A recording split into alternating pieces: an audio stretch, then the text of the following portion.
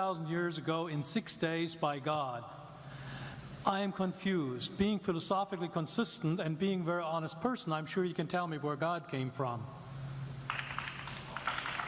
And in addition, once you've told me where God comes from, please try to clarify how you can figure that a spiritual force can have an impact on a material universe to create it. I think that some years ago we already talked about that kind of thing in philosophical circles at any rate, by posing the question, if angels are made of spiritual matter and a pin is made of material matter and spiritual matter displaces no space, how many angels can dance on the tip of a pen? I have a sense of sort of reversal experience here, but please do, go ahead. You got 5 minutes. Now, I just want to know which question. That's all right. You may take the rest of the minutes. We're supposed to do one question at a time. Which one would you like? That was part of the format for the debate. So which question? I want you to fill in the story of the rest of the beginning of the universe. God, spiritual matter, impact on material matter. Okay. So 2 questions. All right. Go ahead. All right, your question, where did God come from, assumes that you're thinking of the wrong, obviously it displays that you're thinking of the wrong God, because the God of the Bible is not affected by time, space, or matter. If he's affected by time, space, or matter, he's not God.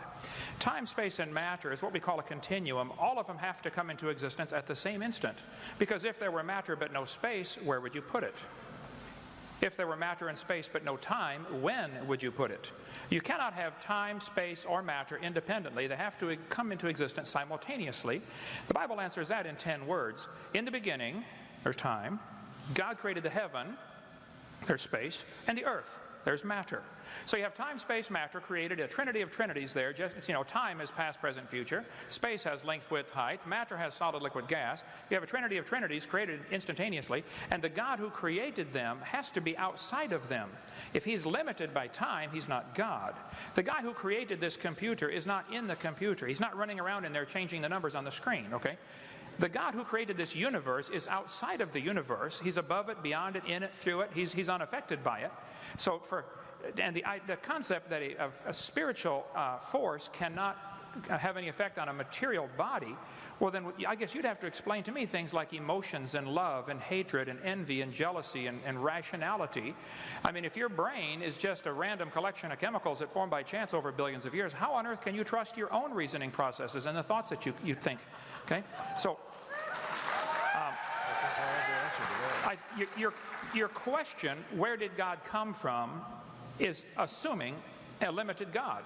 And that's your problem. The God that I worship is not limited by time, space, or matter. If I could fit the infinite God in my 3-pound brain, he would not be worth worshiping, that's for certain.